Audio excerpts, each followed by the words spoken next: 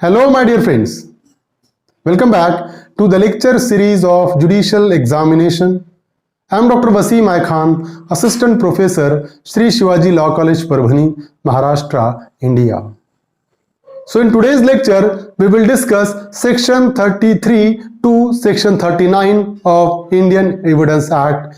In this particular section, the relevancy of particular things like relevancy of books, relevancy of any chapter, relevancy of any map, relevancy of any chart, all these kind of relevancies discussed under this particular sections. So we will discuss along with these provision the question asked by the examiner on these sections and the probable question which may be asked by the examiner. तो आज का हमारा point of discussion रहेगा section 33 to section 39 of Indian evidence act, जिसमें कुछ चीजों की relevancy बताई हुई है। वो पूरा कंसेप्ट हम डिस्कस करेंगे, इस पर पूछे गए क्वेश्चन भी हम डिस्कस करेंगे और ऐसे क्वेश्चन जो एग्जामिनर इस पर पूछ सकता है वो भी आज हम लेक्चर में डिस्कस करने वाले हैं। So without wasting your much time, let's start the topic.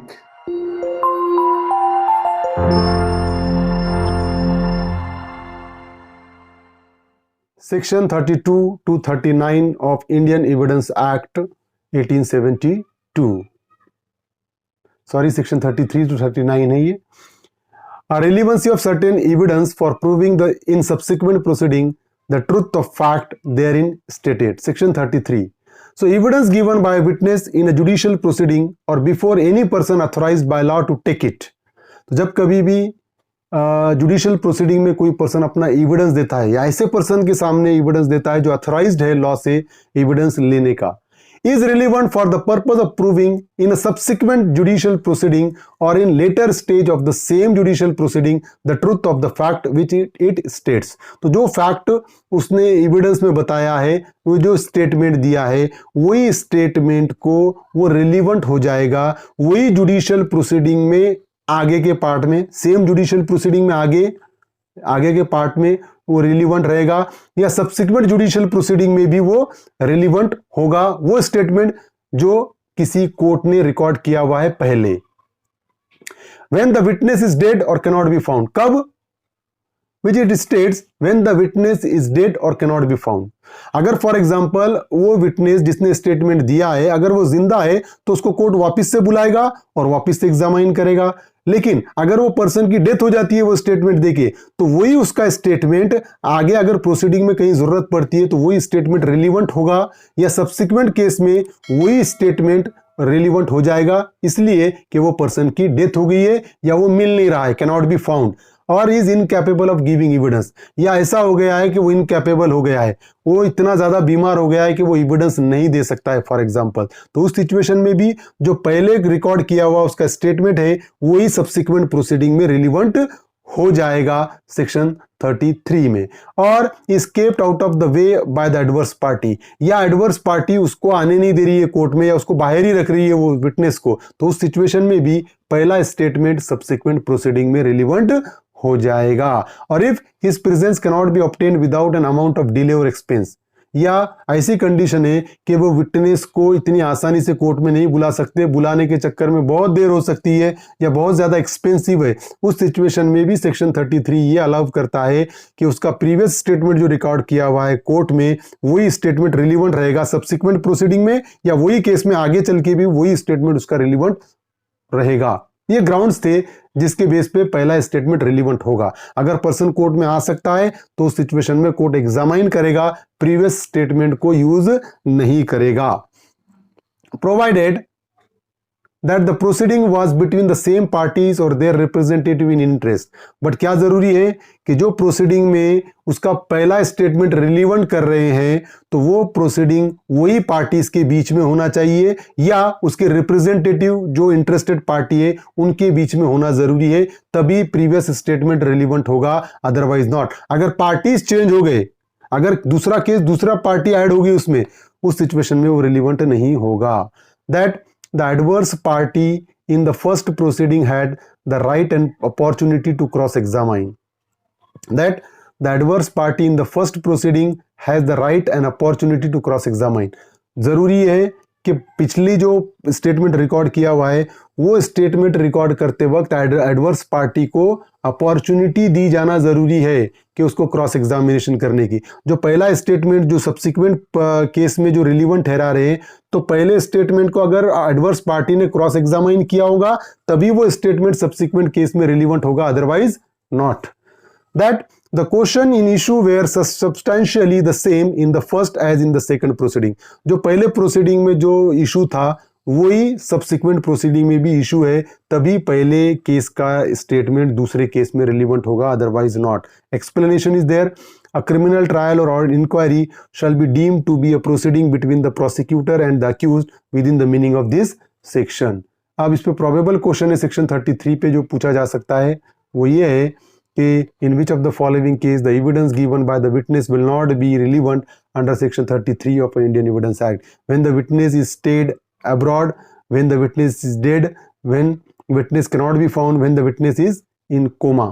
अगर हम देखें तो यहाँ पर ये जो प्रोविजन है when the witness is staying abroad, तो यहाँ पर स्पेसिफिक मेंशन करने वाला है कि कब रिलीवेंट होगा। ये तीनों केस में रिलीवेंट हो जाएगा, लेकिन अगर अब्रॉड में है तो उसको कोर्ट बुला सकता है और उसको फर्दर केस में भी उसका एग्जामिन कर सकता है, तो उस सिचुएशन में ये जो है ये रिलीवेंट नहीं होगा। समझ रहे हो? Then section 34 is that entries in books of account including those maintained in an electronic record form when relevant। So entries in book of accounts including those maintained in an electronic form regularly kept in the course of business are relevant। तो यहाँ पर अगर कोई person regularly कोई book of account maintain कर रहा है, वो चाहे मैन्युअली हो या इलेक्ट्रॉनिक फॉर्म में हो, रेगुलरली मेंटेन कर रहा है तो उसकी एंट्रीज सेक्शन 34 में रिलीवेंट होगी। Whenever they refer to a matter into which the court has to inquire but such statement shall not alone be sufficient evidence to charge any person with liability.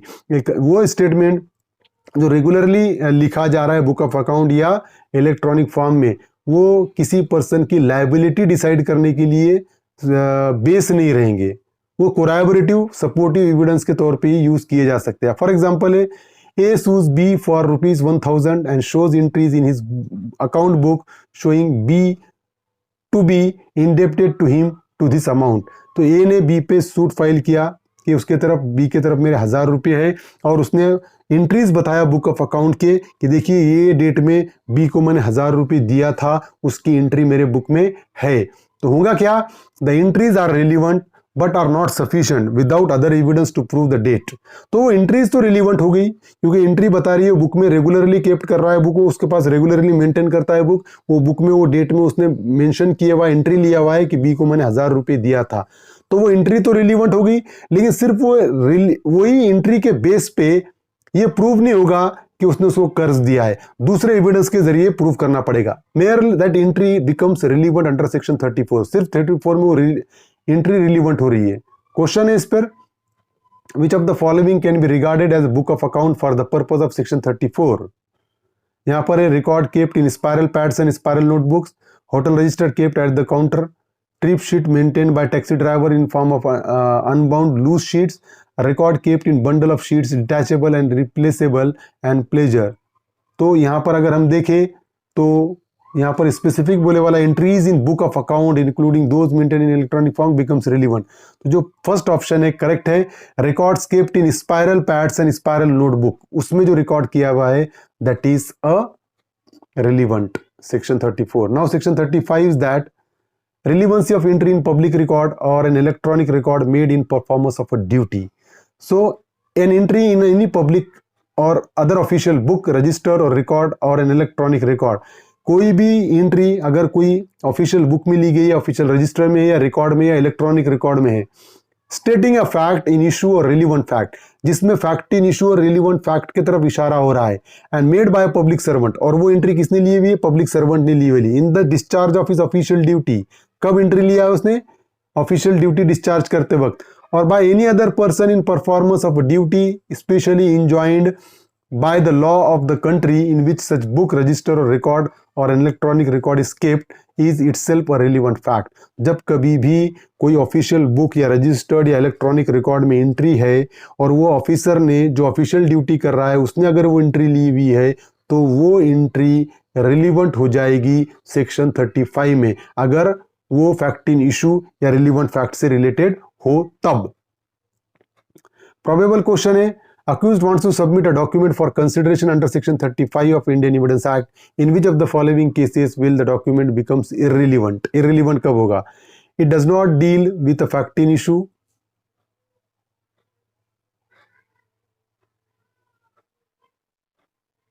Now, section 36, relevancy of statement in maps, charts and plans. Statement of facts in issue or relevant facts made in published map or charts generally offered for public sale, or in maps or plan made under the authority of the central government or any state government. तो statement of a fact in issue or relevant fact, statement of a fact in issue or relevant fact made in published statement जो fact in issue से mail खाता है, relevant fact से mail खाता है, काय में पब्लिश हो रहा है, एनी मैप और चार्ट्स। ऐसा मैप या चार्ट में generally offered for public sale, जो कि पब्लिक सेल के लिए ऑफर किया गया है, बेचने के लिए ऑफर किया गया है, और इन मैप और plan made under the authority of the central और स्टेट गवर्नमेंट, और वो मैप और जो प्लान है वो सेंट्रल गवर्नमेंट और स्टेट गवर्नमेंट की अथॉरिटी में बना हुआ है। As to matters usually represented और stated in such map, chart और plans are themselves relevant fact. जो भी मैटर्स उस चार्ट में या मैप्स में, तो वो या प्लान में वो रिलीवेंट हो जाएंगे कोई भी केस में। अब यहां पर अगर हम देखें probable question, which of the following section of Indian evidence act deals with relevancy of statement in map, chart and plans? Section 35, section 38, section 36, section 43। Section 36 is a correct answer. तो maps और chart से related जो relevancy है वो section 36 में deal की गई है। Now section 37, relevancy of statement as to fact to public nature contained in certain acts or notification. So when the court has to form an opinion as to the existence of any fact of a public nature, अगर public nature के fact का existence या non existence court को opinion form करना है, उस situation में क्या होगा?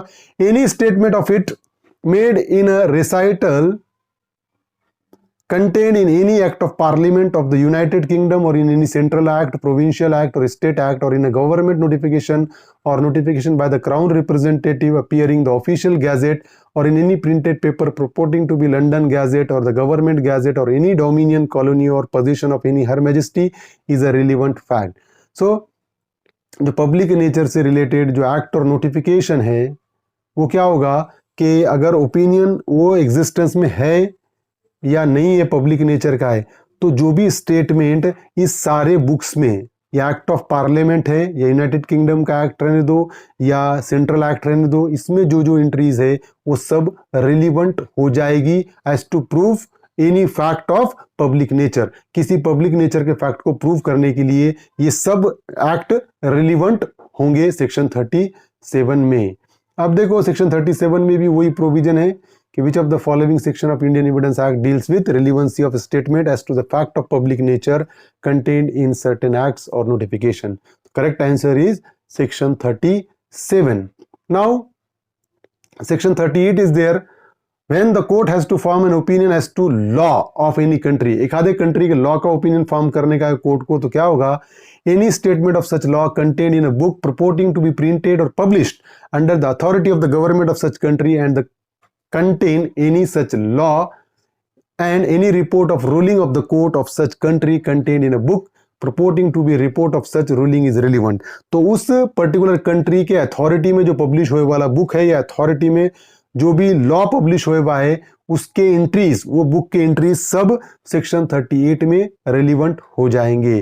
तो दूसरे कंट्री के लॉ से रिलेटेड अगर कोर्ट को अपना ओपिनियन फॉर्म करना है तो वो कंट्री के जो ऑफिशियल अथॉरिटी ने पब्लिश किए वाले बुक है उसके एंट्रीज सेक्शन 38 में रेलिवेंट होंगे। प्रोबेबल क्वेश्चन है वही, which of the following section of Indian evidence act deals with relevancy of statement as to any law contained in law books. So the right answer is section 38. Section 39. What evidence to be given when a statement forms part of a conversation, document, electronic record, book or series of letters or papers? So when any statement of which evidence is given forms part of a longer statement or of a conversation or a part of an isolated document or is contained in a document which forms a part of a book. तो when any statement of which, ऐसा statement जिसका evidence दिया गया है वो statement किसी longer statement का part है, या कोई लॉन्गर कन्वर्सेशन का पार्ट है वो स्टेटमेंट, या लॉन्गर आइसोलेटेड डॉक्यूमेंट का कोई पार्ट है, या और is contained in a document which form a part of a book, ऐसा डॉक्यूमेंट जो एक बुक का पार्ट है उसका पार्ट है, तो और is contained in a part of electronic record और a connected series of letter और पेपर्स, या वो इलेक्ट्रॉनिक रिकॉर्ड का छोटा पार्ट है, या कोई कनेक्टेड सीरीज ऑफ लेटर्स और पेपर्स, एक आधा सीरीज ऑफ पेपर से उसका पार्ट है, तो वो रिलीवेंट होगा सेक्शन 39 में। बट रिलीवेंट कैसा होगा, समझ रहे हो? एक लॉन्गर स्टेटमेंट का छोटा part as a statement pass किया गया, वो एज ए एविडेंस कोर्ट में पेश किया गया, उसकी रिलीवेंसी कैसी होगी सेक्शन 39 में डिसाइड किया हुआ है। Evidence shall be given of so much and no more of a statement, conversation, document, electronic record, book or series of letters or papers as the court considers necessary in that particular case to the full understanding of the nature and effect of the statement and of the circumstances under which it was made. So what becomes relevant?